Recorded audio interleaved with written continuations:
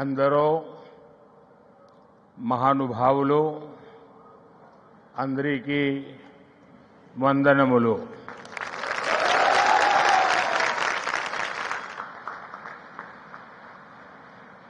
मुख्यमंत्री श्री चंद्रबाबू नायडू, केंद्र में मेरे सहयोगी राम मोहन नायडू, जी किशन रेड्डी, भूपति राजू, श्रीनिवास वर्मा, सचिन तेंदुलकर जी, डिप्टी सीएम पवन कल्याण जी, राज्य सरकार में मंत्री नारा लोकेश जी, श्री सत्य साई सेंटर ट्रस्ट के मैनेजिंग ट्रस्टी आरजे रत्नाकर जी, वाइस चांसलर के चक्रवर्ती जी, ऐश्वर्या जी, अन्य सभी महानुभाव, देवी और सज्जनों, साईं राम। साथियों, आज इस पावन भूमि पुट्टपर्थी में आप सभी के बीच उपस्थित होना मेरे लिए एक भावात्मक और आध्यात्मिक अनुभव है। मुझे कुछ देर पहले बाबा की समाधि पर श्रद्धा सुमन अर्पित करने का अवसर मिला। उनके चरणों में नमन करना, उनका आशीर्वाद प्राप्त करना, यह अनुभव हमेशा हृदय को भावनाओं से भर देता है। साथियों, श्री सत्य साई बाबा का यह जन्म शताब्दी वर्ष हमारी पीढ़ी के लिए सिर्फ एक उत्सव नहीं, यह एक दिव्य वरदान है। आज भले ही वे हमारे बीच दैहिक स्वरूप में नहीं है, लेकिन उनकी शिक्षा, उनका प्रेम, उनकी सेवा भावना आज भी करोड़ों लोगों का मार्गदर्शन कर रही है। 140 से ज्यादा देशों में लाखों जीवन नए प्रकाश, नई दिशा और नए संकल्प के साथ आगे बढ़ रहे हैं। साथियों, श्री सत्य साई बाबा का जीवन वसुधैव कुटुंबकम का जीवंत स्वरूप था।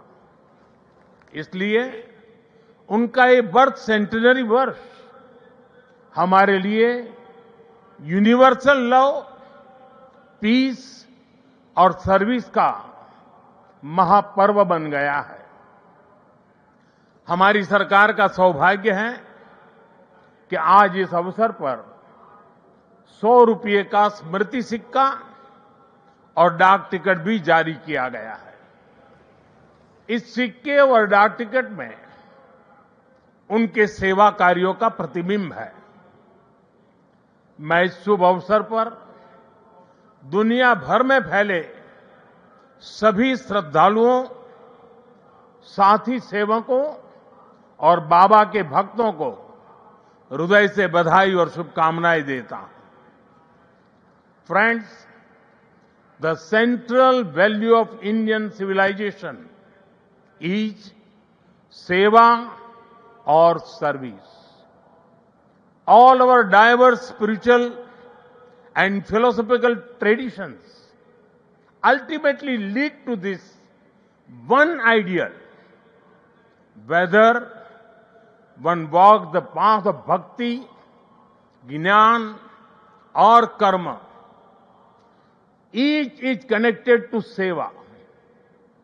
What is bhakti? Without service to the divine present in all beings. What is jnana? If it does not awaken compassion for others. What is karma? If not the spirit of offering one's work as service to society. Seva paramo dharma is the ethos that has sustained India through centuries of changes and challenges. It has given our civilization its inner strength. Many of our great saints and reformers have carried forward this timeless message in was suited to the times. Sri Satya Sai Baba placed seva at the very heart of human life. He often said, love all, serve all. For him, seva was love in action. His institutions in education, healthcare, rural development, and many such areas stand as living proof of this philosophy. They show spirituality and service are not separate but different expressions of the same truth. Further, someone inspiring people while physically present is not uncommon, but the seva activities of the institutions created by Baba are increasing day by day despite him not being with us physically. This shows that the impact of truly great souls does not decrease with time, it actually grows. साथियों, श्री सत्य साई बाबा का संदेश केवल पुस्तकों और प्रवचनों और आश्रमों की सीमाओं में नहीं रहा है। उनकी शिक्षा का प्रभाव लोगों के बीच दिखता है। आज भारत के शहरों से लेकर छोटे गांवों तक, स्कूलों से लेकर आदिवासी बस्तियों तक संस्कृति, शिक्षा और चिकित्सा सेवा का एक अद्भुत प्रवाह दिखाई देता है। बाबा के करोड़ों अनुयायी बिना किसी स्वार्थ के इस काम में लगे हैं। मानव सेवा ही माधव सेवा है, ये बाबा के अनुयायियों का सबसे बड़ा आदर्श है। उन्होंने ऐसे कई विचार हमें सौंपे जिनमें संवेदना, कर्तव्य, अनुशासन और जीवन दर्शन का सार मिलता है। वो कहते थे, help ever, hurt never, less talk, more work. हम सभी के मन में आज भी श्री सत्य साई बाबा के ऐसे जीवन सूत्र गूंजते रहते हैं। साथियों, साई बाबा ने अध्यात्म का उपयोग समाज और जन कल्याण के लिए किया। उन्होंने इसे निष्काम सेवा, चरित्र निर्माण और मूल्य आधारित शिक्षा से जोड़ा। उन्होंने किसी मत या सिद्धांत पर अपनी शक्ति नहीं लगाई। उन्होंने गरीबों की सहायता की और उनके दुखों को दूर करने के लिए कार्य किया। मुझे याद है, गुजरात के भूकंप के बाद पीड़ितों को राहत पहुंचाने में बाबा का सेवा दल और सारे सेवाव्रती आगे की पंक्ति में आकर के खड़े हो गए। उनके अनुयायी पूरी निष्ठा से कई दिनों तक सेवा में जुटे रहे। उन्होंने प्रभावित परिवारों तक सहायता पहुंचाने, आवश्यक सामग्री उपलब्ध कराने और मानसिक सामाजिक सहयोग देने में महत्वपूर्ण योगदान दिया। साथियों, एक मुलाकात में अगर किसी का हृदय पिघल जाए, किसी के जीवन की दिशा बदल जाए, तो इससे उस व्यक्ति की महानता का पता चलता है। आज यहां इस कार्यक्रम में भी हमारे बीच ऐसे कई लोग हैं जिन पर सत्य साई बाबा के संदेशों का गहरा असर हुआ और उनका पूरा जीवन बदल गया। साथियों, मुझे संतोष है कि श्री सत्य साई बाबा की प्रेरणा से साई सेंट्रल ट्रस्ट और उससे जुड़े संगठन सेवा को ऑर्गेनाइज, इंस्टीट्यूशनल और लॉन्ग टर्म व्यवस्था के रूप में आगे बढ़ा रहे हैं, आज एक व्यवहारिक मॉडल के रूप में हमारे सामने है। आप सभी पानी, housing, health care, nutrition, disaster support और क्लीन एनर्जी जैसे क्षेत्रों में अद्भुत कार्य कर रहे हैं। मैं कुछ सेवा कार्यों का विशेष तौर पर जिक्र करना चाहूंगा। जैसे रायलसीमा में पीने के पानी की गंभीर समस्या थी, तब ट्रस्ट ने 3000 किलोमीटर से ज्यादा लंबी पाइपलाइन बिछाई। ओडिशा में बाढ़ प्रभावित परिवारों के लिए 1000 मकान बनाए। जो गरीब परिवार पहली बार श्री सत्य साई अस्पतालों में आता है, वो देखकर दंग रह जाता है कि अस्पताल में बिलिंग का कोई काउंटर ही नहीं है। यहां इलाज भले मुफ्त है, लेकिन मरीजों और उनके परिजनों को किसी असुविधा का सामना नहीं करना पड़ता। साथियों, आज ही यहां 20,000 से ज्यादा बेटियों के नाम पर सुकन्या समृद्धि योजना के खाते खोले गए हैं। इससे उन बेटियों की शिक्षा और सुरक्षित भविष्य सुनिश्चित हुआ है। साथियों, भारत सरकार ने 10 साल पहले बेटियों की शिक्षा को ध्यान में रखते हुए उनके उज्जवल भविष्य के लिए ये सुकन्या समृद्धि योजना शुरू की थी। ये देश की उन योजनाओं में से एक है जिसमें 8.2% का सबसे ज्यादा इंटरेस्ट रेट हमारी बेटियों को मिलता है। अब तक देश की 4 करोड़ से ज्यादा बेटियों के खाते सुकन्या समृद्धि योजना के तहत खोले जा चुके हैं। और आपको ये जानकर खुशी होगी कि अब तक इन बैंक अकाउंट्स में 3.25 लाख करोड़ रुपए से ज्यादा की राशि जमा कराई जा चुकी है। ये प्रयास बहुत अच्छा है कि श्री सत्य साई परिवार ने यहां 20,000 सुकन्या समृद्धि खाते खुलवाने का नेक काम किया है। वैसे मैं काशी का सांसद हूं, तो एक उदाहरण वहां का भी दूंगा। पिछले साल फरवरी में हमने वहां 27,000 बेटियों के सुकन्या समृद्धि खाते खुलवाए थे और हर बेटी के बैंक खाते में 300 रुपये भी ट्रांसफर किए गए थे।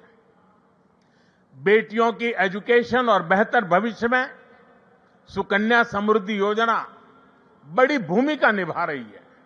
साथियों, देश में पिछले 11 वर्ष में ऐसी अनेक योजनाएं शुरू हुई है जिन्होंने नागरिकों की सामाजिक सुरक्षा को, सोशल सिक्योरिटी कवच को बहुत मजबूत कर दिया है और देश के गरीब, वंचित निरंतर सोशल सिक्योरिटी के दायरे में आ रहे हैं।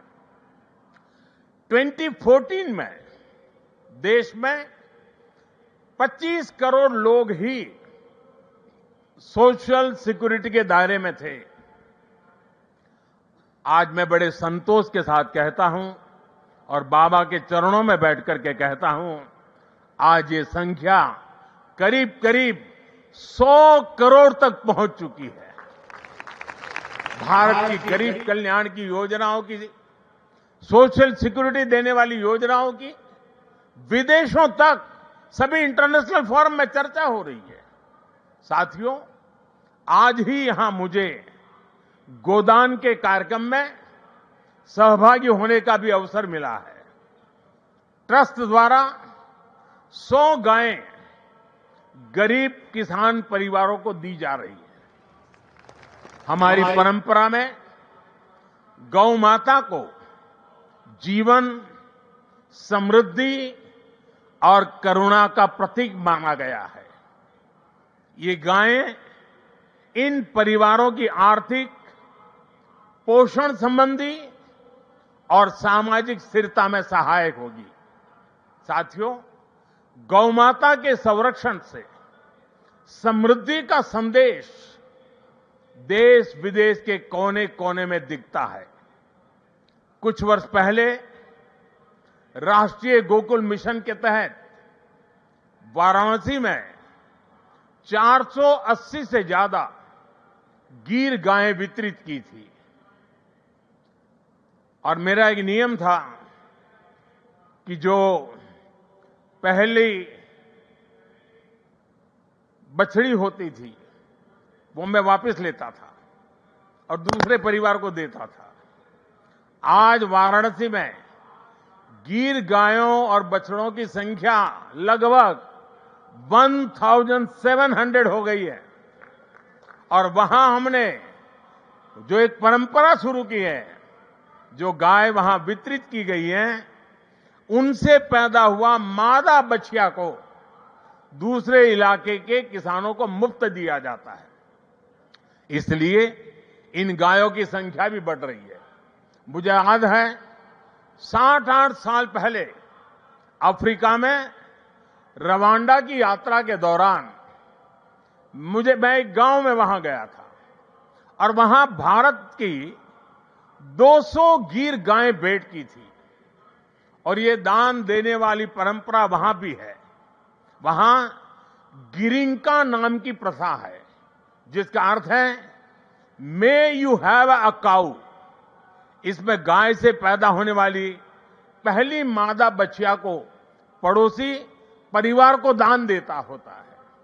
इस प्रथा से वहां न्यूट्रिशन, मिल्क प्रोडक्शन, इनकम और सोशल यूनिटी बढ़ी है।